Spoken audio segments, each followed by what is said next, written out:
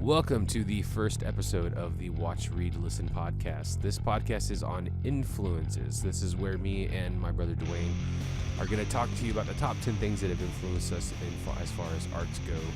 Hopefully you guys enjoy the episode.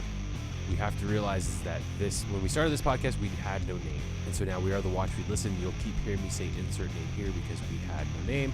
You can make fun of me about that later. I really hope you guys enjoy this episode. This was our first attempt at doing a podcast. I had a lot of fun. We hope you guys stick with us. We will keep rolling down through everything that we can come up with. So, trust us. Just if you guys stick with us, that's be great. And enjoy the episode. Hi, my name is David Watson, and sitting across from me is my brother, Duane Watson. And this is the tentatively titled Insert Name Here podcast. Each week we're going to try to delve into a serious topic involving movies, books, comic books, anything, music. We're going to try to cover a broad range of I hate using the term pop culture because it seems so poppy, but pop culture in general. We'll try to keep it actually fun but serious. I think we got a good range of topics that we'll hopefully to bring to you. We'll keep it from being too serious at this time. But what we wanted to do is kind of record an introductory episode for those to get to know us. One of my big pet peeves about podcasting in general is that some podcasts, the ones at least that I'm more likely to kind of hit the exit button off of, are the ones where guys spend about 20 to 30 minutes talking about what they did that week or what have you been doing since the last time we talked to each other. It's if you guys are friends, then you guys shouldn't have to spend that long talking about this stuff. So I figured we'd do an introductory episode, let you guys have a good feeling of where me and Duane are coming from, and then we'll actually, the next episode, if you stick with us, we'll actually have a general format. But I'm actually going to try to stick to the format even for this episode.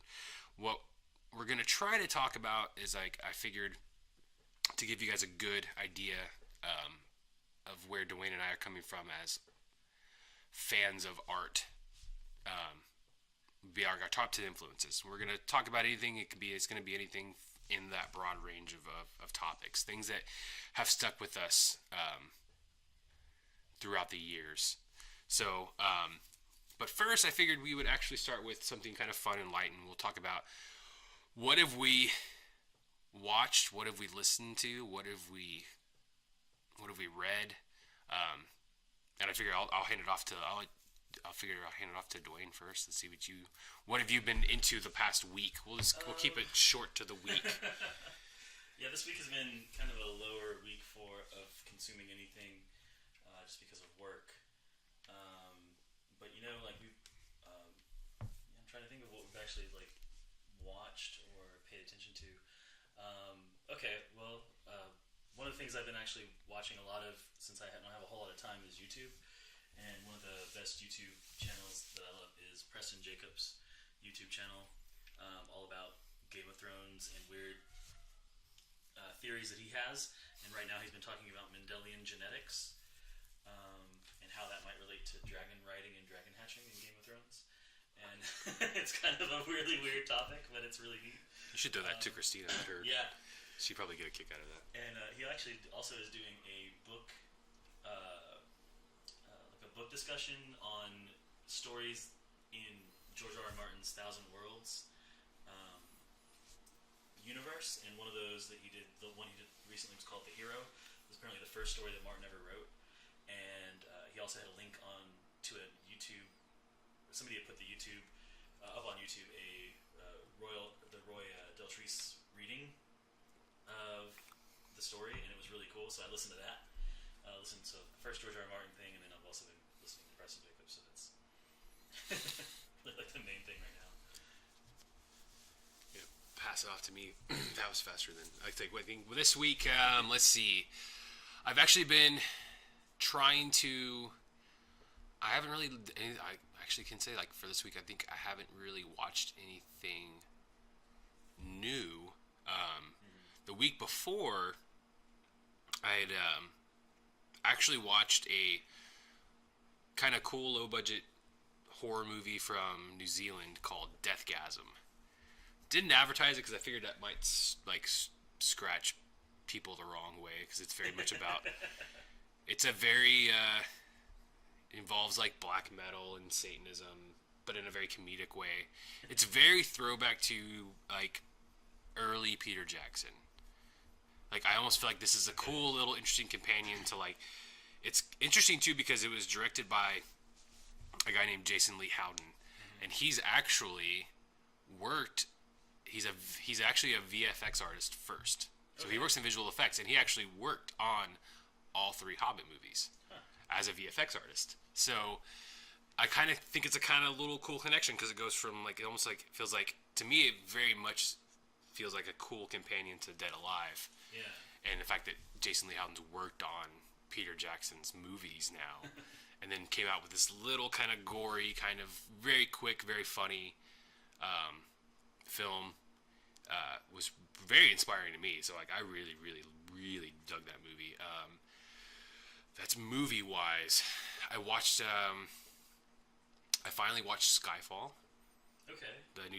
Not the new James Bond movie, but the last James Bond movie. I have not seen Spectre. I think I actually forgot that existed. Yeah. I kept meaning to watch it for the longest time on Netflix, and I could never. I would watch the first like 5 or 10 minutes of it, and I would just shut it off. And then I finally was like, I listened to a podcast about James Bond of all people, called James Bonding by Matt Myra and from Nerdist, and Matt Gorley, who works with the Wolf Pop. You've probably seen him on some Drunk History episodes. He's really, really funny guy. Apparently, they're both huge James Bond fans, and I decided to go ahead and check it out, and then actually made me go, hey, I'm going to finally watch Skyfall. I really like Skyfall. I mean, I really enjoyed it. It's a mess plot-wise, but it's a beautiful-looking movie. Yeah. And it still solidifies why I think Daniel Craig is probably my favorite Bond, because I've never been a huge Bond fan, but I really enjoy watching him play James Bond. Javier Bardem as the villain was great, even though his plot involves him basically being a clairvoyant and knowing the future, down to the minute and the second. So, but as outrageous as that is, his performance is still great. It's a good-looking movie, but it's a mess plot-wise. Yeah. And for a movie that's over 2 hours long, that can be interesting to trudge through. I still enjoyed it, but yeah, it was like, I really liked. Actually, I will say I'm not a huge Adele fan, but I really enjoyed her theme. It was catchy enough for me that it stuck in my brain for a couple of days afterwards. And I say that as a fan. I love Casino Royale. I literally can never remember anything about Quantum of Solace. That movie does not stick in your brain whatsoever. Yeah, it's one of those movies we've had on DVD for probably like since near when it came out on DVD, or at least got cheap enough to buy, and yet still haven't watched. Yeah, and I've watched it when it came out on DVD the first time, and then I could never remember anything about it. I think the best thing that I think I've heard about it was somebody say that it was like, it's basically like an extended like post-credit sequence to Casino Royale. A very long extended post-credit sequence. Afterwards. Yeah. So I finally watched Skyfall. Went on a bit of a James Bond kick, so I watched Casino Royale. I did not refinish my watch of Quantum of Solace. And then I watched Skyfall finally. And I really enjoyed Skyfall, but yeah, like I said, it's mess plot-wise. Trying to think, comic book-wise, actually I'll throw some comic books in there because of the soon-to-be release next year television show on AMC, Preacher. I went and reread the first volume of Preacher. They've re-released it. It used to be called, you would have picked this up, and it would have been the first 8 issues, and it was called Gone to Texas. Now it's the first 12 issues, and it's not called anything. But yeah, I would essentially still call it Gone to Texas. It still involves all those. Still just as good a read on those. Those first 12 issues are amazing. Even with the first issue being such a setup issue, still great down to the it's a solid first 12 issues for a comic book series still to this day. That's one of those ones I need to go back and I've read probably the first, I don't know if it's the first 20 of it, but never finished. So, but yeah, that's it. I don't have anything on the music that I've been listening to. Same old for me. Well, I mean, on the music side of it, you know, it's been kind of the same old in the sense that I've been listening to this since it came out in May. But I go back and listen to Emery's You Were Never Alone. Like, pretty much I listen to it like 2 or 3 times a week. Okay. Every week. And there's Matt Carter, the guitarist for Emery, has a podcast called Break It Down. And he and Toby Morrell, the lead singer and songwriter for Emery, went through the album and talked about how it's actually a concept record. Okay, interesting. And he hadn't talked about that. Like, they went through the first Break It Down started as a podcast all about You Were Never Alone. Like, the first 12 episodes are an episode about each track. Okay. And that's how it started. But when Toby would talk about the lyrics, he'd just kind of generically talk around them. Mm-hmm. And then this time he actually broke it down that every song on the album is a story from the Bible. Interesting. And so, like, the first Rock Pebble Stone, the first song on there is actually the baptism of Jesus. So it says, when it says, you push my head under the water, I lost my breath in the sky, called my name. Anyways, it's this whole picture of the baptism of Jesus. Okay. And then the second song, which is really rad, called Thrash, which has a really has kind of 2 parts to it, a harder part, and then it ends with this weird softy jazzy part, is actually the stoning of Stephen. Huh. And then it ends with him going to heaven. Interesting. That's the jazzy part, is him going to heaven. That's jazzy. So super jazzy. That's like a constant thing for me. I think actually no, like music wise, if I had to throw something out there in my brain, just like when you start talking about that, my brain's like, oh hey, yeah, wait. I've actually been listening to the new Faith No More record called Sol Invictus, which is, it's a Faith No More record. So I mean, it's just good. It's such an eclectic mix of music that you can kind of like go around it. The reason I went ahead and like I've always liked Faith No More, but I went ahead and listened to this one because they just released a video directed by Joe Lynch. Joe Lynch directed Everly, Knights of Badassdom. He has his own podcast, The Movie Crypt. Okay. He does with Adam Green, who's also a filmmaker. He directed the video for one of the new songs called Sunny Side Up, which is actually really funny because it doesn't have the band in it at all. It's old people in place of the band singing a nursing home. It's actually pretty funny. It's a good song too. Sounds awesome. So yeah, so if we're doing that, that's what we've gotten into lately. So if we move on to our main topic, it's going to be kind of loosey-goosey, so I apologize to anybody right now who's actually like, I really just wanted to get it out of the way. I didn't want people to get annoyed with the idea that we would sit there and be like, hey, what did you do this week? Like, you know, I'll get it out of the way for people who like, so I have a son, so if you hear me bring up Dalton, you know, nobody will be surprised. If you hear me bring up Christina, that's my partner. Like, nobody will be surprised. Mm-hmm. Just like I'm sure people will get a pretty clear idea that, you know, Duane's wife, Jen, will be, you know, mentioned a lot too, because we all we all live around each other, and we all, like, usually when we're watching or listening or doing something, it's one of those other people's involved in some fashion or the other. So I figured I'd get that out of the way and be like, hey, we have families, so if you hear us talk about our families, y'all won't be super surprised. The other thing is going to be so top 10 influences. This is going to be, this can pretty much range from anything. So I figured we'd just do this in a kind of I wouldn't say round robin. We can do it round robin to a degree in terms of just going back and forth. I would say, but it doesn't even have to be. Number one doesn't have to be the definite one. So just to give people an idea, we're not saying like the number one thing that you think about day in and day out. It doesn't have. You know, there's no definites here. It's just like it's really like very stream of conscious. 10 things that you still think about to this day that have influenced you throughout your whole life. I figure I'd hand it off to you with we'll just start off. We'll try to keep it structured, so we'll go 10 to 1. But so I'll give you 10 and let you go first. Okay. You want me to list my 10? Oh, just go. Just give me number 10. Do number 10. Just give me 10. Then I'll give you my 10, and we'll go back and forth. Yeah, so I definitely want to save. I mean, I know it's not supposed to be like specifically which is number 1, but you know, you kind of have to save something for number 1. So I would say, number 10. I'm gonna say the comics of Chris Claremont for number 10. That's a good one. And the reason that's really stuck in my head is I recently watched the documentary that that Sequart, or however you pronounce. I don't. It's. Sequart. I want to say it's Sequart. Sequart. But it could be Sequart.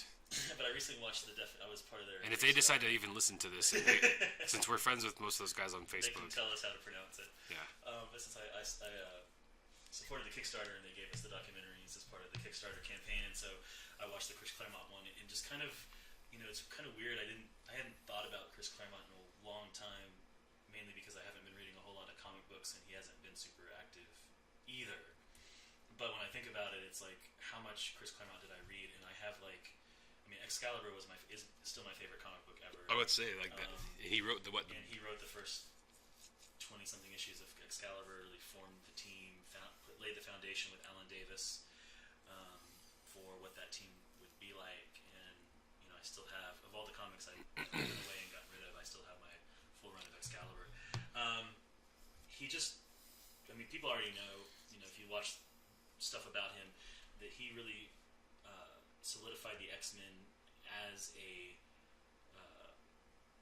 main powerhouse team in the Marvel universe, not just in terms of their power for fighting, but their influence. He created the X-Men.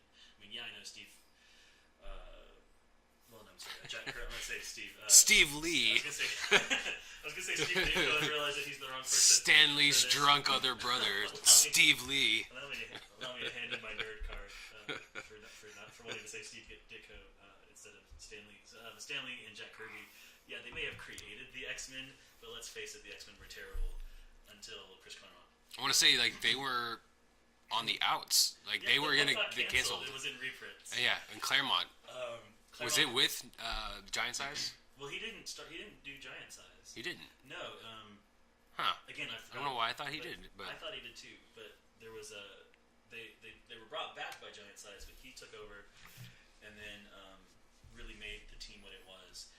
Established the concept of these personal relationships, delving into people's fears of themselves. He made the X-Men the metaphor that they have become almost in a cliche sort of way now, but at the time, saying that here's a superhero team, and they can be the metaphor for every single type of outcast ever in the world.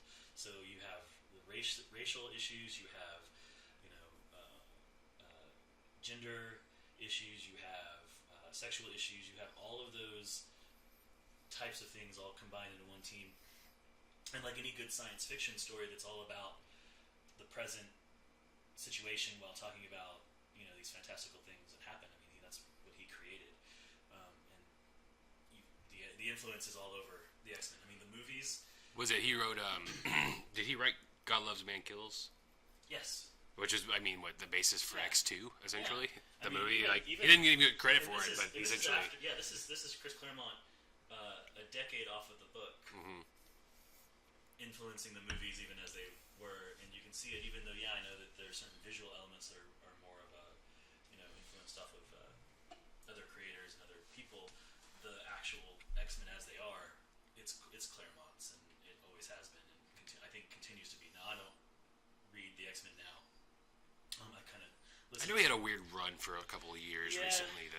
I listened to some podcasts about it. They almost made a specific universe for him, I think, is what I heard, but I never read any of them. But I never have paid attention to it. But the fact that he's become such a big influence on it, and actually kind of fought against some of the stuff that we continue to see as a problem in comic books now, which is the dilution of the brands that they are continuing to struggle with. Oh yeah. They keep trying to get rid of they have House of M where they try and get rid of all the mutants, and they still end up with way too many mutant books. Too many mutant books. Yeah. And he was in the '80s saying, "Hey, we need to just have one mutant book," and he's like Uncanny X-Men, and yet the Marvel comics continue to try and put more out, and he would be like, "Okay." Because in the heyday of I remember when we got back into comic books, you were buying four. Yeah, in the '90s, you were buying 4 X-Men books.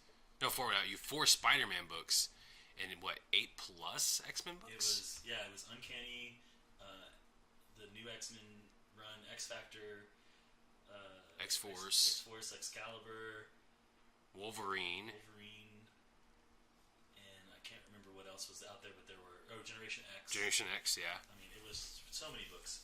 And you had the 4 Spider-Man titles. Yeah. They still have tried that to this day to try to be like, have tried to go against trying to do that. So they just, I think the Spider-Man books, I think they've tried to keep it to 1 to 2, and they keep having this thing where it seems like there's like 4. I haven't read a Marvel comic book in a couple of years, and it could be a lot to do with that glut of trying to figure out where do you start from, where's the jumping off point. Like, I don't even know. And I'm a Marvel nerd. I'll be full on admit it, and I'll use that if you don't care. I'll segue into my number 10 would actually be, I'll throw Marvel Comics in there. I've always tried to not. I don't believe in I think the brand war is funny between DC and Marvel. I think they both have solid books. Yeah. But if I had ever had to sit there and say that I grew up a Marvel kid or a DC kid, I grew up a Marvel kid. Yeah.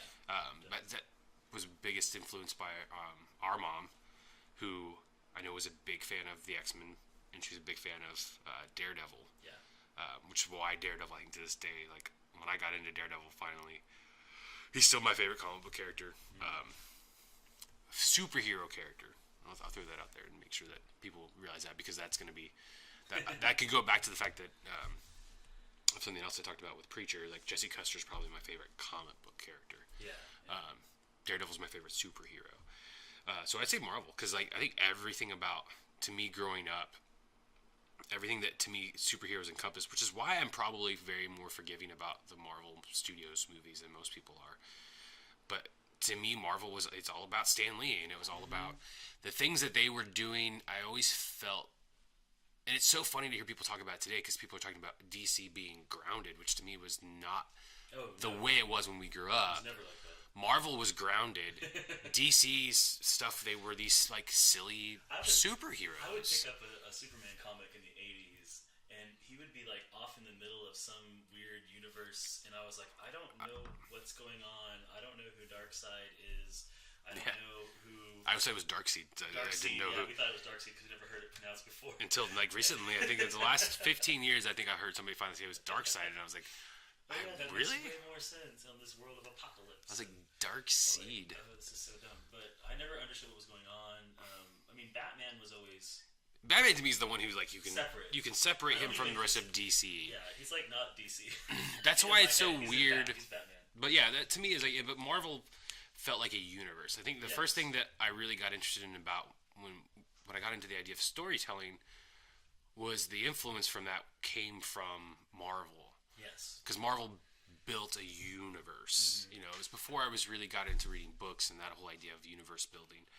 Marvel to me was the idea, because it almost felt like the continuity was there to a degree. Yeah. I always felt that until I think the last 20 years, I want to say that Marvel's continuity, I'm sure somebody's going to come back and be like, no, you're wrong. But like, it always felt, so let me express it as a feeling, it always felt that their continuity was way in line than DC's ever was. Yeah. That's why DC's had to have like 5 or 6 rebooting events.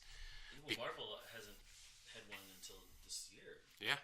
They're finally doing a reboot event, which we'll see how that works out if I actually decide to pay attention. Yeah, I know that's. I thought I was going to pay attention to the New 52 and for DC, and I never actually did. I read Batman for the longest time, and that was it. I tried to read. Grant Morrison did Action Comics, and I tried with that one. Just the art was so ugly, and Grant's writing was still really good, but it was just kind of like, I'm a comic book reader. If the art's ugly enough, I can't get into it. Yeah. And sometimes I can be forgiving of it, because I think when I read all of Sandman, though, some of Sandman's art is hit or miss, and some of it's really great, and some of it's really bad. And if you can get into the writing, the way that the writer grips you, you can sometimes forgive that. I couldn't forgive it with that. It's easier to forgive bad writing on comic books than it is bad art. Yeah, that's very true. So if it's pretty, you'll stop noticing, oh, this is terrible. So yeah, Marvel is where it was at. I mean, if you look at what I bought for years, that's what it was. I think it's all I think I would buy the occasional Batman book, but I think it was always Marvel.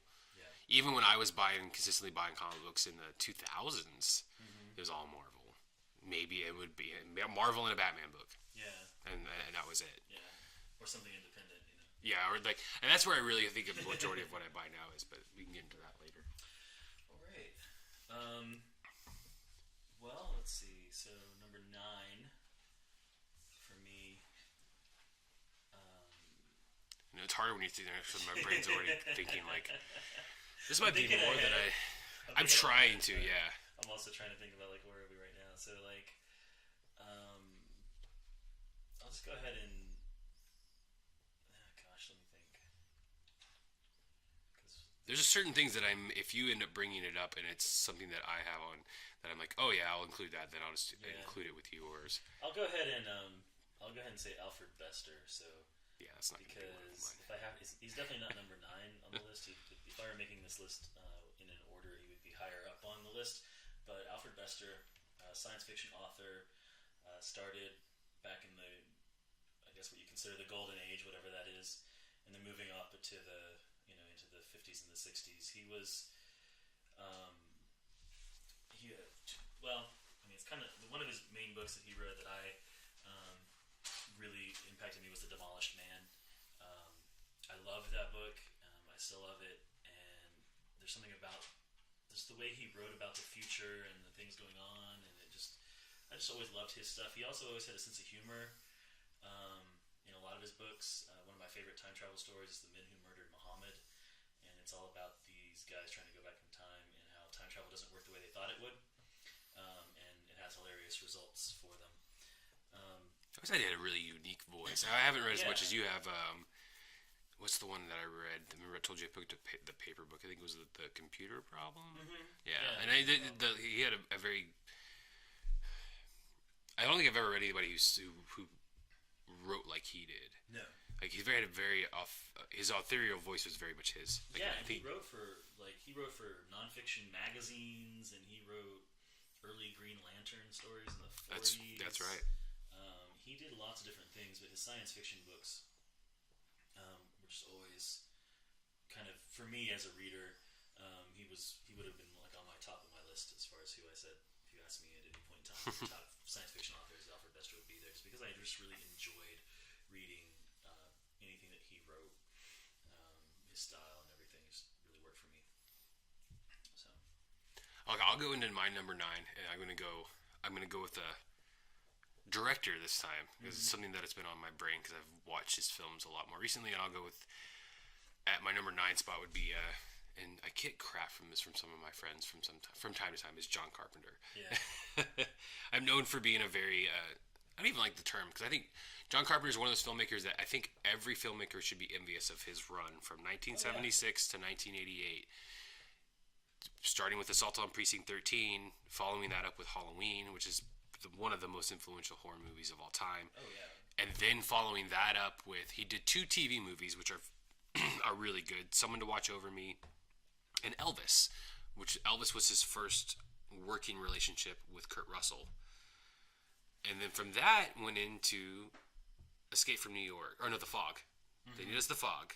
I think The Fog is one of the most underrated horror movies of all time. The Fog to Escape from New York, The Thing to, I'm trying to remember, I think it's Christine. The one Stephen King. It's one of the Stephen King adaptations that he doesn't like. No, Stephen King doesn't. Yeah, like Stephen King doesn't like it. I actually enjoy it. Yeah, but sometimes Stephen King has kind of terrible taste on. He doesn't like The Shining either. So.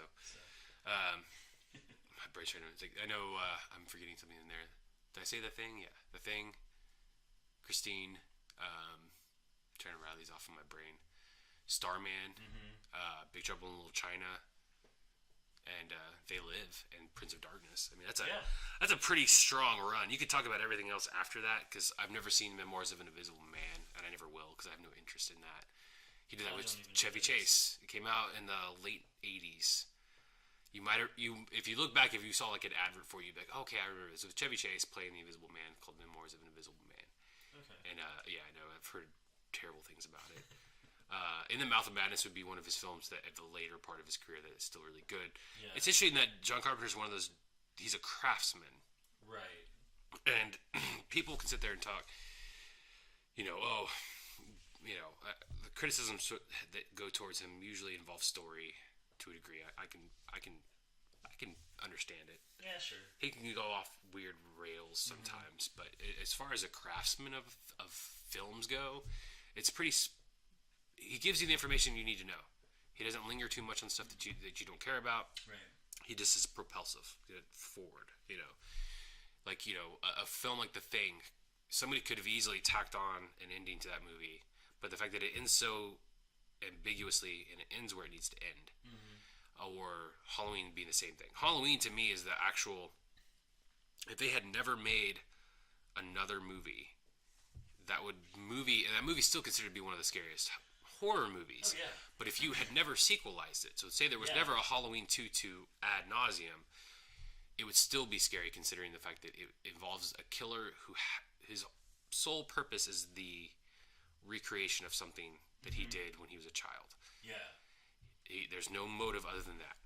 So his victim of choice is there because she happened to walk up to his house. Things like that you really break it down are scary. And he knew that. Yeah. He didn't give you too much information. Yeah. And mind you, he wrote Halloween 2 in which he gave you too much information, but even he acknowledges that. Yeah, it's like when you start delving into the backstory, you're like, well, that's okay, I guess. But I've always loved the story. You need to know that. Well, yeah, like in Halloween 2, he even admits full-heartedly in interviews that he had no ideas and that Halloween 2 came out of a six-pack of Budweiser. And I was like, that's... So when the author, he's even like, there was nowhere else to go with the story. Well, if Halloween 2 is a six-pack of Budweiser, then the later Halloween movies with Mike Myers are coming out of like malt liquor and, King Cobra. King Cobra. Pretty terrible. Let's talk about how Mike Myers is like some weird Celtic baby thing. The Curse of Thorn. I could do a whole podcast on the Halloween series, and That's gonna have to be one of our. Well, I think because like I could get into the whole like I'm a defender of zombies movies, even though it goes against the principle of explaining things. But Halloween fans hate those movies, so we'll move on. But yeah, John Carpenter to me, he's just a master craftsman. You can literally especially the work he did with Dean Cundey in the late '70s to early '80s is it's beautiful work. He even straight up have said, he's even said he didn't need a DP. He needed a DP for lighting, which is something that Dean Cundey is fantastic at. He didn't need a DP for camera placement, so all the camera placements were John placed the camera here. Dean Cundey comes in and he lights it how it needs to be lit. And it's fantastic, the work they did together. Every movie that they worked on, from Halloween to I want to say the last movie he worked on him with was might have been Big Trouble in Little China. I could be wrong. I'll have to look it up and see, but it's just fantastic work. So all right, number 8. So I'm gonna stall here for a second. Think about who I want to say is number 8. Gosh.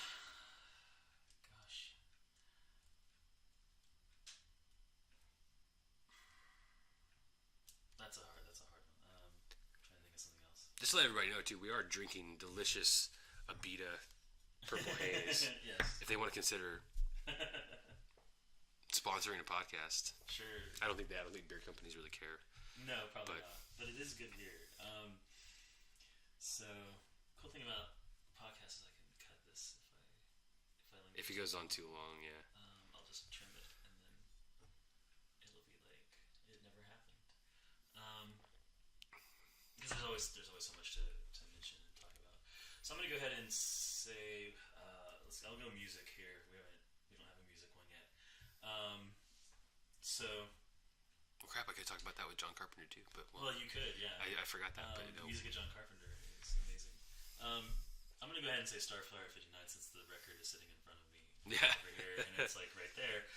This is we just got in the split EP that they did with somebody I don't know called Mike Adams at His Honest Weight, but that's a strange title for a band. The Starflyer one is called like a Baby, and it's their new 7-inch. And Starflyer is, such an influence. They started off in the '90s. Really, it's Jason Martin, really. So you could almost just say Starflyer is Jason Martin. Silver came out in '93. Yeah, and it's one of those bands that, regardless of the time, if I want to listen to something, I can pull out Silver, their first album, or Gold, the second one, and just listen to those just forever. Americana is the just listen to that one over and over again. Well, there's a good stylistic change too.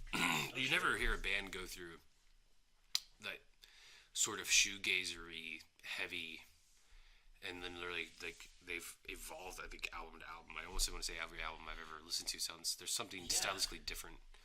Well, not only stylistically different, but still definitely Starflyer. Yeah. You still know it's them. It's kind of like it's a hard feat to accomplish too. Yeah, I mean, I think the only band that I think of when I think of a band that's done that before has been Radiohead, and depending on how I don't listen to Pablo Honey ever, but on the other hand, I can listen to Silver like all the time. I've never actually listened to all of Pablo Honey. I think I've only ever heard. Is it Creep? Yeah. Yeah, I listen to Creep and I couldn't tell you.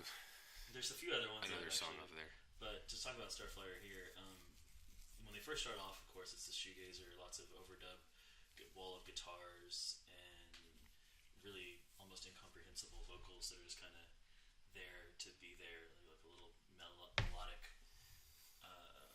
component. And then as he gets more sophisticated as a songwriter, you just start to see it's still Starflyer, but there's a lot different instrumentation. So now instead of it being all overdriven guitars, we're getting into just way different sorts of just lots more instrumentation, lots different types of guitars, pianos, different sorts of things, and then just really cool little songs. Every song that they come out with is awesome, and you can always listen to them anytime. If I were gonna do my own thing, I'd want it to kind of be in that Starflyer vein. If I were gonna just write songs by myself, I think that's that makes sense. Number 8. I figured at some point I'm going to tell this story, but so I'm going to go with number 8 for me was going to be a little movie that came out in 1984 called The Last Starfighter. This is a movie that's going to stick with me pretty much till the day I die. It's a movie I tried to show a lot of people. Oddly enough, I've gotten my almost 6-year-old son to watch it, and he actually enjoys a lot of the sequences in it, more of the action-y style stuff, but this was probably, at least this is what my mother tells me, but I actually remember this was the first movie I ever saw. 1984.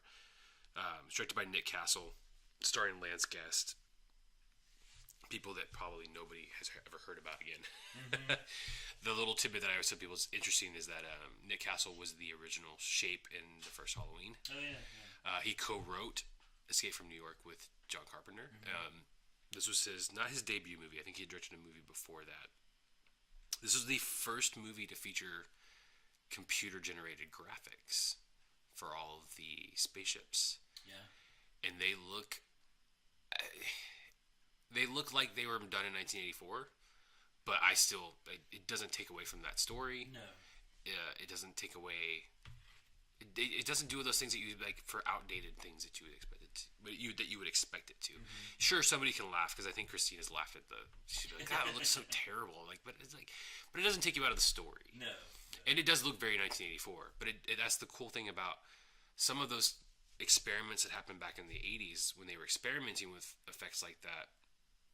Sometimes you watch a movie and it dates it like nothing else. Yeah. I feel like with The Last Starfighter that the story is good enough that it doesn't take away from that at all. Yeah. The fact that this is the first attempt at CGI in a movie. I think the designs of all the spaceships are still great. I still love that the design of the main spaceship that they fly. I don't remember what the name of it is, but it's still one of my favorites. Yeah, the Gunstar. The Gunstar. Yeah, it's still one of my favorite designs for a spaceship. Yeah, it's like a spaceship that was meant to be in space. Yeah. And not... Because it's almost got that weird four-tier on the back. To me, it's as classic a design as like an X-Wing. Like those are the two. It's very similar to an X-Wing actually in terms of... It's more of I'd say a bulkier X-Wing, but it's still got a classic design like the X-Wing does. Yeah. So that I was like somehow people are gonna know that Last Starfighter might be the movie. If I had to have something that I mention every podcast, I'll work it back in there somehow or another. Yeah, Last Starfighter's pretty rad. It's what like I think that and Return of the Jedi were the first two movies I ever saw. We'll have a conversation, I'm sure, about Star Wars at some point with this, but Yeah. Let's see. Okay, so movies. I'm gonna go with a movie also. So I'm gonna narrow this down a little bit, even though I could talk about the director of this film would be another influence, but I'm gonna just go with the film itself, and that's Time Bandits, directed by Terry Gilliam. yeah, Gilliam could be a topic in and of So itself. Gilliam by himself. I wrote a paper on him for film studies back in graduate school. So I can totally talk about Terry Gilliam too, but specifically Time Bandits because this is one of those movies where even when I was younger, I could, Mom, I had it on one day. We were I was watching it, and they had to get called in for dinner, and it's still going in the background because it's the old days before you could pause TV, and it was just on TV, and so I could hear it, and I knew it was going on. So in the middle of dinner, I would laugh every now and then because I knew the scenes, like I had them in my head, like geared in there, and it was one of those movies where for me, I actually like The Last Starfighter. Is kind of like this.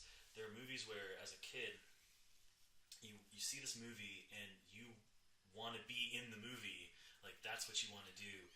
With Last Starfighter, it was like, oh, I could go play some video game, and then this dude's gonna come down and be like, you played that video game so well, we're gonna like draft you into the Starfleet Academy or whatever, and you're gonna go off and fight. Time Bandits was definitely a cool staple of our childhood. Yeah. I think it's one of those ones. It's interesting now to like when you talk to people who are our age who had never seen that movie. For me, it was always weird when I talked to people and they had never heard of it, and they were about the same age that we were. Yeah. Because to me, that was a movie that every time it came on, I think we had to watch it. Oh, for sure. And So much the fact that I think I've bought it. I think I've bought it 3 times on DVD. Yeah. Because I kept finding better copies of it. I have had a really standard Anchor Bay disc of it. Then they released like a 2-disc set, which I think I gave to y'all, or I gave to somebody. I have 2. I have it twice. I know that for some reason. I've got the single disc one, and I've got the Criterion one, which is the one I own to this day. Yeah, the Criterion one. I own the Criterion one now. That was the one that I was getting towards at some point. But Time Bandits is one of those stories. It's this adventure through time. It's not particularly science fiction. It's definitely purely fantasy. But it just stuck in my head. The map of everything. The being chased by the disembodied voice of. It's God basically. Yeah. It's God, but the whole way it works out. The way that evil is portrayed, the character of evil. I always expected he wasn't the devil. He was just evil. Yeah. He was just evil incarnate. Like that's. Yeah. And just everything about it just stuck in my head and continued. I didn't even know who Terry Gilliam was when I saw that movie. No. Had no clue. Wouldn't have been able to tell you anything. Didn't find out about Monty Python until years later. But Which is weird because we grew up watching Holy Grail, but never connection made between the two. Yeah, no idea that those two things are connected. But it was just amazing. Even the people in there, the Robin Hood, John Cleese's Robin Hood. I just loved that sequence. Yeah. Sean Connery as. I want to say this is the first time I've ever recalled seeing Sean Connery in a movie too. I didn't know he was James Bond because we didn't grow up as people who watched James Bond. James so I Bond want to say. Yeah, when I was a kid, James Bond was Roger Moore. Yeah. And I was like, I don't know who the Sean Connery dude is, but he's not James Bond at the time. Sean Connery to me was the guy from Time Bandits and was Indiana Jones's father. Yeah, later on that's who he was. And the guy from The Hunt for Red October. Yes, the captain, supposedly or Russian. whatever. Dude, but that's it's kind of weird. But yeah, Time Bandits is great, and I just love that movie. And the whole sense of adventure there is so purely captured and encapsulated in that movie.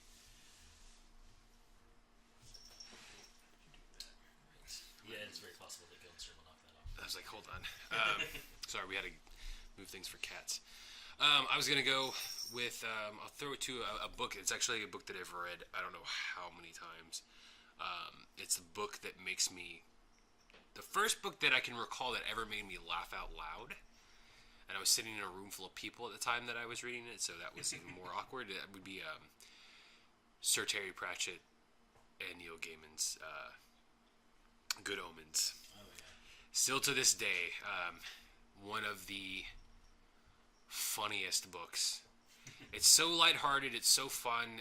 It doesn't take itself too seriously, but it still approaches the subject matter in a straightforward way. Yeah. It doesn't.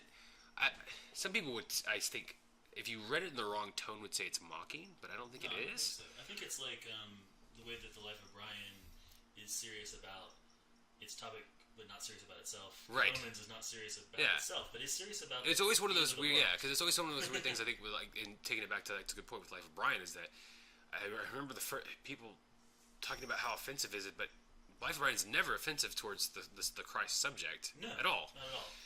It doesn't mock it in any step of the imagination. If anything, it's more mocking followers. Yes. And I think the same would go for Good Omens. It's the followers is who it's mocking, but it never mocks the subject. No. In fact, if anything, it makes it's almost funny. I think I've never seen a book that made the Antichrist endearing. Yeah. Because he's just a boy. Presents him just as a boy. I know, right? Who's been tasked with this decision. So it's kind of like the idea of nurture versus nature. Right. So if the Antichrist is nurtured in a good environment, would he still be the Antichrist? Because what his hellhound approaches in, he doesn't name the hellhound. He names the hellhound Dog. Yeah. It's not like I think the whole point is that the angel and the demon who are watching over him, who kind of like Earth, they don't want it to end yet, have decided that if they approach it from a nurture versus nature point of view, if the nurture side wins out, he won't name the hellhound something devious and evil, and he doesn't. He names it Dog. Yeah. So but it is still one of the funniest books. There's a long description about all of these older copies of the Bible, and there's one that involves, I guess, the printer, the guy who was typesetting it back in the however they used to have to do it back in the 17 or 1800s. Yeah. I guess something landed on his foot, and he proceeds to sit there and type. That's what's typed out in that particular book of the Bible. Was a rarity, and it was one of those funny things that always. That's the scene that made me laugh out loud the first time. So I would go with Good Omens. Would be my. Well, keeping on the humor vein, I'm gonna go ahead and go with Douglas Adams' Hitchhiker's Guide to the Galaxy. Yeah. Trilogy. And it has to be called a trilogy, even if it had 5 or 6 books. However many books they end up, counting that as. It's just, again, talking about writers who have their own voice, that it is definitely them. When you read Douglas Adams, it's totally a Douglas Adams story. His style of writing is always recognizable. I don't know. He could come up with weird, just very strange sorts of things, crazy stuff happening all the time, and you just go along with it, and it somehow makes sense at the end. I also really, I know Hitchhikers is the big one for Douglas Adams, but I've always really, really loved Dark Gently Solistic Detective Agency and the Long Dark Tea Time of the Soul. Those two books have their own. I mean, they're still Douglas Adams, but they have Long Dark Tea Time of the Soul. It features another sequence in which I laughed out loud. It's the hot potato, which is in the first chapter of the book. I know. The record player and there's a head on a record player, and it keeps skipping whenever. And the song is like something about a hot potato. Something about a hot potato, and it still makes me laugh. So I mean, he's always funny. Even when you're watching, the newest version, Jen and I were actually going to try and watch it again recently. The one with Martin Freeman. Yeah, I love Martin Freeman. And it's not a bad. We weren't into Zooey dishing out at the time. We were kind of like, we don't know who this person is. Is it Zooey or Zoe? I don't think it matters. But we were we were into. Jen is mouthing at me, Zoe. It's Zoe. Okay, so anyways, but we, at the time she didn't strike us as the best choice for the Trillian character, but even watching that one, even if parts don't hit, the Douglas Adams parts, the things that are purely Douglas Adams are completely spot on, and Stephen Fry's narration is brilliant. Yeah. Probably the best. You could probably have gotten Stephen Fry. I wondered if they've ever had him do audiobook versions of those, because I can see it. I don't know if he did Hitchhikers. He does Harry Potter, and it's fantastic. And it's way better than the other one that other people like. Because the other one is by an American, and that's always a bad choice for a British book. Yeah. Stephen Fry. Yeah. I would pay money for a Hitchhiker's read by him. Yes, for sure. In a heartbeat. So number 6. Yeah, we're still 6. Trying to keep us in line schedule-wise, too. Because I have a feeling we got like 20 more minutes. Well, it depends on when you... Roughly 19. You can cut this out. Cause, so, I try to rush this along. So number 5 or 6? Mm-hmm. Number 6. So if I go into number 6, let's go ahead and bring it up and bring Star Wars up and say... Okay. I almost feel like if you wanted to include it as your next, if we just kill 2 birds with 1 stone, we might as well. It was going to come up for me too, so I'm going to make it. We'll put it on my number 5 as well. Okay, so yeah, Star Wars. The second movie I remember seeing was Return of the Jedi. I'm a Jedi defender at that. I will go so far to say that. I watched it again 2 days ago. I got the despecialized version. Yeah, it's currently on download. Yeah, these Guy Harvey has made these great editions of the original trilogies, which are the movies as they should be seen by people. I'm not even say as they were intended to be seen. We'll say there's no... Yeah.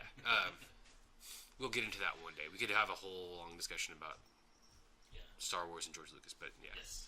I was like, Star Wars...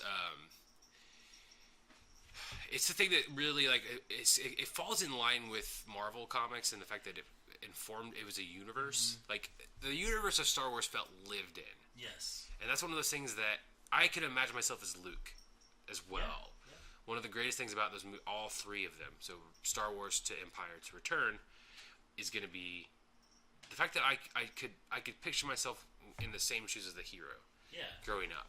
And of course he doesn't want to be trained to be a Jedi. You know? Yeah, I mean, Han Solo is always cool, and he may even be people's favorite character in many cases. But and he is like he's still not. You know, as a kid or especially as a teenager, or even worse, a nerdy teenager, you're definitely not going to be Han Solo. No, but you could be Luke Skywalker. You could totally be whiny. You could be totally going to the Tashi Station to get some power converters. You can totally be that person and end up as a Jedi, doing really rad things in that movie. I tried to watch my DVD copy of it, which is I put in the special edition only because I didn't want to change all the settings on my TV to make the 4:3 original versions I have, because I have the original version on DVD. They're 4:3 letterbox, which means you have to change all the settings on your TV. And they are, aren't they? The only reason it stretches it out weird. The only reason because Jen and I were going to watch Empire Strikes Back. And Despecialized takes care of that. Yeah, and she was like, "Why does this look so weird?" And I was like, "Well, I don't know. Actually, let me figure this out." So I had to sit there and for 10 minutes mess around with my TV settings to get them right before I could watch the movie again. And so I didn't do that this time. And I tried to watch the special edition, and I was doing while I did dishes, so that sort of thing. And it's going along, and I can hear the movie in the background, so I know what's going on. And then they hit that song in Jabba's palace, and I was like, "Oh God, I forgot about this stupid song," and it is so bad. It's bad. I mean, the original one fits perfectly, and then when they go back, and after the whole scene with the dancer getting eaten by the Rancor, they go back to the original music, and you're like, "This totally fits." It's perfect. It's just very. But that other song doesn't fit at all. No, it comes out of it's the strangest thing.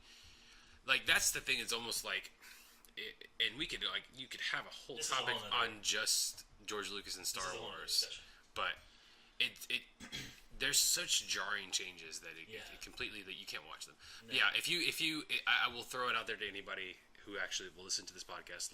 Look for it's HARMY, Harmy. Despecialized Star Wars editions. They are they're great because I watched them again. Because what Dave was talking about when you throw those discs in and it's like on your widescreen TV, it's like this, and so everything's stretched. When you watch the Harmy ones, and I popped them in, I have them on my hard drive. So I popped the hard drive onto my TV, and it was 235 correct. Yeah, not stretched. Looked perfect. And they were beautiful looking. That was the HD quality of them is amazing. Like, and it doesn't feel like Like, I love we grew up with the VHS versions. Sure. And I still, like, I have no issues with the VHS versions, but I think what people want in this day and age, if you're any kind of, like, fan of cinema or film, you want that. I want that widescreen. Like, I don't want to watch it like I watched it on VHS. VHS was a terrible format to begin with. Well, we have these amazing TVs. It should look amazing. It should look like, I think a guy who writes for F This Movie wrote a piece about how he's an older guy too. His name is JB. He wrote about how it was like sitting back in the cinema in '77. And I mean, I was not born, so I would not ever get that experience. No. But that's the thing, is that, like, but you can get the closest you get, because I think when I went and saw the special edition that came out in 1997 with you. Yeah. We went and saw the... And it was just like, what? It's your first time seeing Star Wars on a big screen, and you're literally like, this is not the movie that I grew up with. No. And there's some of those, like, I remember, I've been watching, speaking of people that you should check out that are podcasts, I've been watching Hello Greedo's channel. He goes through the special editions of the movies, and you're just like, oh yeah, this is actually really terrible what they did. Here where you have this monster, there's this creature walking in front of your main characters who are supposed to be the people you're paying attention to, and we're going to have this random CG monster walk in front of them just for no reason. For no reason at all. Let's fill everything with aliens. It doesn't serve any purpose in the thing. No, but it's scary to hear, like, when people talk about the fact that was Lucas's original intention. That's a scary subject to talk about, well, because it makes you realize, but it makes you appreciate the people who were there, who reined that stuff in. Oh yeah. The hidden players of Star Wars. George Lucas gets way too much credit as being the creator. He was the creator, yes, it came out of his brain. He had a lot of help making it the movie that we all grew up with, Yes. and that we loved. Well, that gets into a whole other thing about Octavers, but I think that's another. Well, and then we'll talk about the prequels very briefly, and I will sit there and say that none of the prequels are good. None of them. Yeah. Revenge of the Sith is not a good movie. No. Whether it is the best movie of those three movies, yes. It is not a good movie. I recently watched one of the edits, the fan edits, where they took all three movies and edited them together, and they take the Phantom Menace and they basically cut the entire movie out except for the duel at the end. Is it? Interesting. They give you the title crawl, and it's like, oh, here's Darth Maul and Obi-Wan and Qui-Gon Jinn fighting, and you're like, okay. It was a terrible edit, by the way. I actually don't like it. It cut out one of my favorite parts of the Attack of the Clones, which is when he goes to Kamino. When Obi-Wan goes to Kamino. I really like that scene. Don't ask me why. I don't. There's something about that fight that I kind of like. The fight with Jango Fett and Obi-Wan Kenobi. But anyways, so Star Wars we'll put as my number 5 also. So I guess that leaves your number 5. Whew. I had a feeling. Let's see. You know what? Actually, looking at the background, I will sit there and say Monty Python. Sure. I will blanket Monty Python. Like it's Monty Python on my number 4. So we're gonna have this keep going back and forth, which is fine because like Monty Python, I figured this was gonna happen. I should have maybe kept it to 5. 5 I felt like it was too short, but yeah, Monty Python. You can do part 2. Bless. I mean, yeah, we'll edit it. I bet you when we edit it down, it'll be fine. But Monty Python. I mean, and that's like all of them. And like I know people who don't particularly care for Meaning of Life. Yeah, but those are terrible. But Meaning of Life has some great moments in it. Oh yeah. Mr. Creosote. Death. Some of this random stuff that's in that movie too. There's some randomness. Yeah. Fishy, you know. Fishy fish. Things like that. But even to the show, I mean, you know, Dead Parrot. You know, I you could do a whole show on just Monty Python in general. But that absurdist humor, I think, definitely helped shape my humor as I grew up, to where there are people who don't get how funny I am sometimes because it's just too out there. That was sarcasm, by the way. But it does, like, the idea of absurdist humor, to where you didn't have to have a punchline. No. In fact, to this day, I think it's the downside to that is that I don't care for punchlines. There's only one comedian I've ever really listened to that I appreciated his punchlines, but that's because his jokes were short and to the point. That was Mitch Hedberg. Yeah. Other than that, punchline comedians I don't care for. I like a comedian who's going to tell a story. Yeah. And that doesn't have to necessarily have a direct end, unless they do it in a really clever way. Which is why I love George Carlin, because George Carlin would bring things back. He would tell you a story, and he'd go off on something else. Yeah. and he'd go off on something else, and eventually he would bring it back. Yeah, well, he's definitely one of those people that I've to what you not remember. looked at as much as I should. But to go back to Monty Python. But yeah, it informed that absurdist. Like, I don't know. It informed my absurdist opinion of humor. Well, it's like the world is absurd, and those connections are there. They're not obvious, and when you usually write fiction, for example, you edit a lot of that stuff out. You take out the things that are completely absurd. When you're listening to a character, their inner thoughts in a book, they're always cutting out the random ones. Yeah. But the fact is that life is random. That's what Monty Python captures. Well, I've always liked the idea, the stories you hear too about how if they couldn't know how to end a joke, they would just cut to a Terry Gilliam animation because they were just like, oh, we don't know how to end this. There you go, we'll do it that way. And then the movies themselves, I think the most celebrated one is Holy Grail. I love Holy Grail. Life of Brian's the better movie. That could be a topic for debate, but I think if you're talking about movies. Legitimate movies. If you're talking about legitimate movies, Life of Brian's the better movie, and it's a great As movie. a movie, yes, because the Holy Grail, you can tell... It's got classic moments on it. Scenes. It's basically an extended episode of Monty Python where everything's all about... They were still learning. And they're still figuring out. And there's definitely... You have sequences directed by Terry Jones, you have sequences directed by Terry Gilliam, and there's differences. I think that's why, to me, it's and I love Life, Meaning of Life, but I think why Life of Brian works the best is because it actually is a story. Oh yeah, Meaning of Life is definitely it's a compilation basically. It's all and now for something completely different. Yeah, it's just a series sketches stitched together. Yeah, they're still great sketches. Theme, yeah, there's Whereas Life of Brian is a movie. It's very much That's just me, but Life of Brian is one of the best. It's a great movie. Yes. There's a great podcast the production booth did on that too. Okay. Because so we did Monty Python. So that means I have another number 4. I mean, yeah, because I have to bring up Monty Python again at some point. Yeah. So doing Star Wars. My brain's sitting there going I mean, I can jump in. Let's see. By all means. I'll just go ahead and we're at number 3, so I'm gonna have to say Neil Gaiman. Yeah, I'll throw him in as well. So yeah, your number 4. I can do that. 3. One of my favorite writers. Yeah, Neil I listened to a podcast the other day. Sorry, I'm going to interrupt you for just a second. Where I had this. What was the name of it? Greatest movie ever? Maybe. I listened to Greatest Movie Ever just this morning. Is it random people that show up on the show though, or is it the same people? No, it's always the same host, Paul Chapman.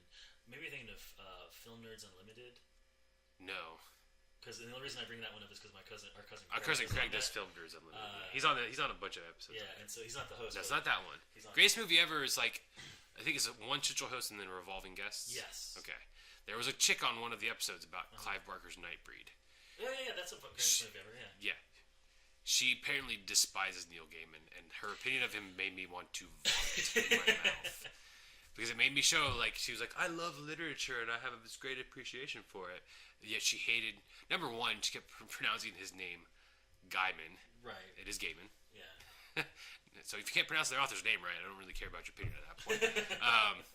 That is true. It just, because she kept referring to Neil as a he just regurgitated it with no style, and I was like, Neil Gaiman is all style. He's all style. In terms of if you read something by Neil Gaiman, you know it's Neil Gaiman. It's Neil Gaiman 100%. He has a very authorial. He's a definition of having an authorial voice. Yeah, his turns of phrase, his way of saying something, his descriptions of situations and events and things that are going through people's minds. It's completely Neil Gaiman's voice while still giving his characters their own sense of person. Yeah. I recently re-listened to American Gods. One of my favorite books. That was going to get brought up, so I'm glad you brought up Neil Gaiman. Because if I hadn't brought up Neil, it would have been American Gods. American Gods is one of those novels that I've reread a lot of times because it's so... It's incredible. And those characters are characters. They have their own voices, their own sense of who they are. Even if they're built out of another mythology at that. That's the thing where I don't like the term people... When somebody like Neil gets accused of regurgitation, even if he's regurgitating in the proper way. Well, that gets into like what in the world is regurgitation and, and influence. He wears his influences on his sleeve, but he gives the characters voices. Yes. He doesn't sit there and just. Well, I think everybody actually does wear their influences on their sleeve. It's just some people's influences suck and other people's are awesome. And Neil Gaiman's are awesome. I think we're gonna have an episode on. It'll have to be there. On there somewhere. But it's everything he talks about, his ways of putting worlds together. I first read Neverwhere. It was his first book that I ever read. Before I even read Sandman, I read Neverwhere, and I was like, this is amazing. Yep. And for a long time, it was still my favorite book of his. I even like the BBC series they made original. Great. With terrible BBC effects from the 90s. Sure. It still really works. It's got a very young Peter Capaldi as the villain of the piece. You know, I completely forgot that he was in Islington. Yep. Dang. Yep. We're gonna have to watch. Yep. Apparently, we're gonna have to watch Neverwhere. Peter Capaldi is Islington. So, nope. That's me for number 3, or did I conclude that with my number 3? Because you said him. I said Neil Gaiman for my number 4, so he was your number 3. So you have to come with my number 3. Okay, so it really kind of has to be because usually of things that actually influence me. I've got 3, 2, and 1. Okay, so it's going to be C.S. Lewis. Okay. It kind of has to be. Yeah, I can see that. So it's kind of on multiple levels. The Chronicles of Narnia as a book series was one of the first things I actually read through the whole thing. We started off in our with the animated version from the early 80s or late 70s. I forget exactly when. I think they looked very 70s to me. It's a very old. In my brain now that I look back at it, I'm like, it's a very cheap animation style. It's actually, you can actually watch the entire thing on YouTube right now. Somebody put it up there, and it's terrible. But that thing like really like awoke in my for me the whole fantasy genre really started with I think the Chronicles of Narnia. If I were going to say anything, that was it. And then of course with Lewis, it also is his religious and philosophical and literary ideas. One of the things that I want to talk about in the future at some point is this concept of what some people have called critfic, or what critics will often do when they start making a fictional account of how an author actually wrote something, and we'll talk more about that later. But Lewis, as a writer of literature, as a writer of literary criticism, and also, of course, his religious writings, is just hugely influential on me, and I just, I can go back to Lewis at any point in time, pretty much. So is that your number 3 or number? My number 3 is where your number 2. Okay. This is hard. This is an interesting conversation about, like, I ended up having with our mom. So I'm going to go with the genre that most people will probably hear me talk about more than anything, and that is horror. The horror genre is probably one of my favorite. Is my favorite genre, which is funny because we did not grow up in a household where we watched horror movies. I got into horror movies through watching USA, the television network, used to do these things called Up All Night, and they would show. Most of the time, they showed really bad B movies, B movie exploitation softcore. And I wasn't interested in that as much as I was interested in what they would do. Is every like Halloween or Friday the 13th, they would show Halloween or Friday the 13th movies. Right. Yeah. So I watched them chronologically out of order, and that was kind of my gateway to getting into horror movies when I was a kid. I'd stay up late at night and I'd watch them when our parents were asleep. And I just got into it that way. It was like one of those things that, and I had our mom ask me the other day, why horror movies? What do you because our mother hates horror movies. That's not her bag at all. She doesn't like them. They scare her. She doesn't get how they don't scare me.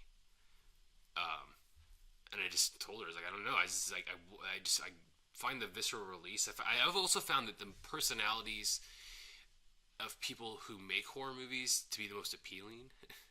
That sounds really weird. They seem to be the most normal. Yeah. Almost as if like they are taught, as if making these films and doing these things almost is a visceral release for them, to where they just, I've got that out that way in a productive, art way. And I just go about my normal everyday life. That I think always appealed to me, that you could figure out a way to get out I don't want to say the bad things in your head, but get the bad things out in your head in a productive, not harmful way. But then there's also the fun of it too. I think for me it was finding movies like Army of Darkness when I was younger and that were fun, and that led to me loving like Evil Dead 2. Right. I think Army of Darkness was the first movie I ever saw of them. And it was fun. It was funny, but it still had horror elements to it. Sure. And so I run the gamut because I don't. Gore doesn't bother me. None of that stuff bothers me. Right. I think it's very. If you can do it, if you can scare me, that's great. I love it when a filmmaker can scare me, but I want to have a fun time. I think it's a fun time with the movie. I really want a movie that's going to make me laugh. That's why earlier in the in the podcast when I recommended Deathgasm, because it's just a fun movie. It's not meant to be taken seriously. It's just meant to be fun. Yeah. And I think with horror, I think you can. But horror to me also you can.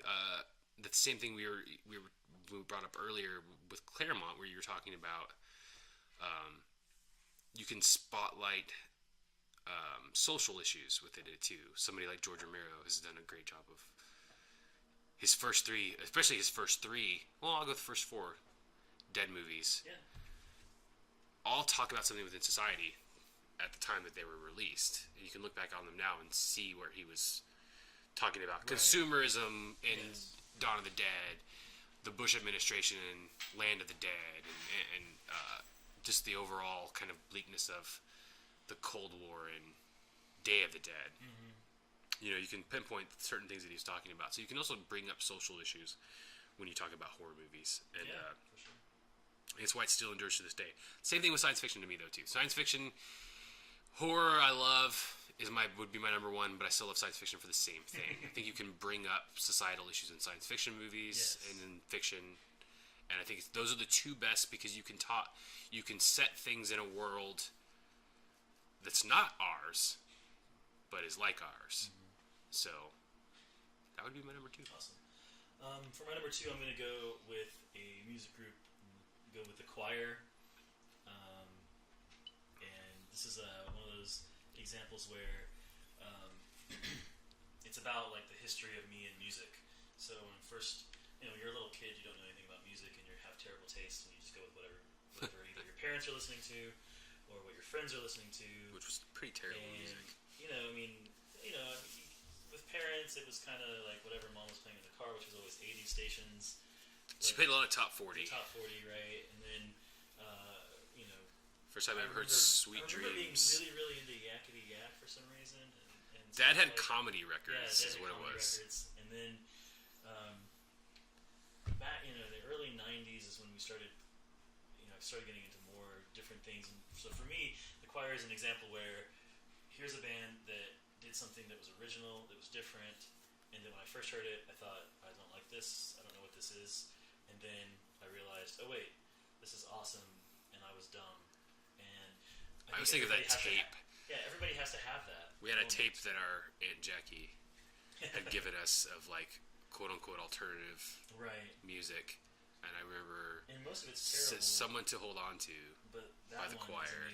It stuck out. So I think out of the only song on there of that tape that I still to this day consistently can remember is that song. Yeah, so I I see that. And, not in my top 10, but I can respect it because it's still a good band. The Choir continues to be an influence. They continue to put out really great music. They've really shown how you can do things on your own outside of the label system. I know everybody else wants to look at bigger bands and people that they like to talk about, but for me, it's the Choir's done that and did it without a gigantic fan base. Right. Like when Radiohead decided, hey, we're going to put out this album this way, and it's like, well, yeah, you're Radiohead and you have a million. You can do that. Millions and millions of fans. The Choir did it and showed you could do the DIY thing with a small but dedicated fan base. So, all right, if I'm going number one, I know you're number one. I'm easy to read. So my number one is going to be music related as well, but it'll be if we actually get an audience, people will listen to this. Like somebody's gonna knock me for it, but the number one is for me is the Beatles. Yeah. A band that I voraciously. When I got into them, it's really funny because at the time I got into them was the 90s. It was Anthology. And it was Anthology. And I'd been listening to a lot of, at that point, like a lot of what my friends were listening to. So it was a lot of Nirvana. It's a lot of 80s, there's a lot of 90s alternative music. Stone Temple Pilots, Alice in Chains. A lot of that. White Zombie. And I remember my friend, Anthology was coming out, and my friend started listening to all of these old Beatles CDs of his dad. We had Beatles records in our house growing up, so they weren't unfamiliar. I wasn't unfamiliar with their music, but that was when music kind of like, I delved into their whole discography and realized, man, this is music. This is versatile. Like, just you can see a band. To me, it's the best example you can give of seeing a band evolve with the technology. Yes. And also utilizing that technology in creative ways. So even when I have people and friends that I know who are just like, I don't get the Beatles, I kind of give them like hey, you don't have to get the Beatles, but I have an issue when people go like, I don't get the big deal. That's where I have an issue generally with people, because like that's a historical context of saying, like, here's a band that took very limited equipment and showed what you could do with it. Yes. So they took, like, multi-tracking wasn't even super huge. I think they had 4 tracks, and that's all you could record with at the time. Eventually 8-track came out around the time that they were first recording, so they took the 8-track and expanded what you could do with it. Right. They were to where they weren't just multi-tracking the same instruments. They were bending the tape. They were doing things within the song structures to make it. They were cutting it up, and they were reversing it, and they were doing all these things. And to me, it's just something that to this day, when people ask me like, "Who's your favorite band?" I think it's cliche to say the Beatles, but it is still the Beatles. And and I know you're number one. So all right. So my number one is everything and anything related to J.R.R. Tolkien. This is an example again where you encounter something as a kid, and I probably encountered J.R.R. Tolkien in the most terrible way possible. Which I say terrible way possible, but not the Bakshi movies, but the other ones, it's right? It's not actually terrible, right? It was the Rankin Bass, The Hobbit, and then Return of the King. And the only reason I say the most terrible way possible is not because, like, The Hobbit it's kind of special, and but it has some terrible things about it. But for the most part, it's a fairly faithful adaptation. Might be actually too faithful in certain instances. That's a whole other thing. I think that's because I think for the longest time until Lord of the Rings movies even came out, the way I pictured hobbits was from those movies. And there's some issues with it, like, for example, like the way that Orson Bean plays Bilbo doesn't make any sense at all, and kind of takes away all the character out of him. But I haven't watched them since we were kids, so I don't really know. The reason I say that this is the most terrible way possible is because I really, for some reason, really liked The Return of the King that Rankin Bass did. That makes absolutely no sense whatsoever. In context of the other stuff. It doesn't. It starts off, it takes the whole Lord of the Rings and attempts to cut it into bits and fit it into a short little TV movie. And so when I went to go look for Lord of the Rings, I didn't know it was called Lord of the Rings. I went to go look for Return of the King. So I go to the library in 5th grade, and I see on the shelf The Return of the King, and I pick that book and check it out. So I first started reading The Lord of the Rings. I didn't know the story. Return of the King, and I was like, I don't know. I know who Gandalf is, but who's this Pippin guy? And they're writing. I don't know where Minas Tirith is. I mean, I know I saw it in the movie, but I didn't know it was Minas Tirith because they don't really explain things in The Return of the King. But at the same time, I opened up the back, and in the back is this whole history and the runes and the Elvish scripts and everything like that. And I can say from then on, Tolkien is why I went into anything that I went into, except for music. It's like everything history, English related, writing, loving books. It's because of Tolkien, and so he has to be like number one. That makes sense. Well, all right. That's a good breakdown. If you stuck with us this far, bravo! You are commended for listening to us. Hopefully, like I said, this is just to give you guys an idea of where we're coming from. We're going to start breaking down our next episode. We're going to have a good general discussion of something that I've been curious about, and that is with a couple of movies that are coming up here in the future. And this can apply to all genres, and actually I'm actually going to talk about a comic book hopefully within this as well. We're going to have a huge discussion with our friend Ian Everett about hype, so hopefully tune in next week and you'll get to hear that episode.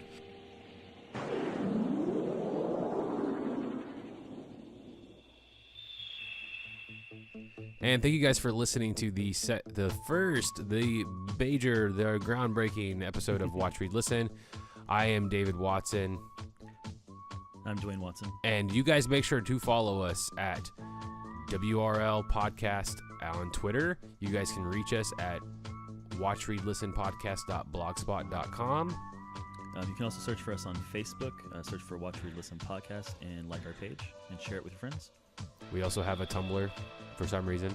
Watch.Read.Listen.podcast.tumblr.com for people who like to tumble. If you guys, do we have anything else? We will eventually, but right now, no. Yeah, as for now, those are the places you can find us. Hey, hopefully at some point we'll have a way for you guys to like us. We want your feedback. Don't hesitate to email us. Don't hesitate to sit there and let us know what you guys think of the show. We hopefully will see you guys on the next episode.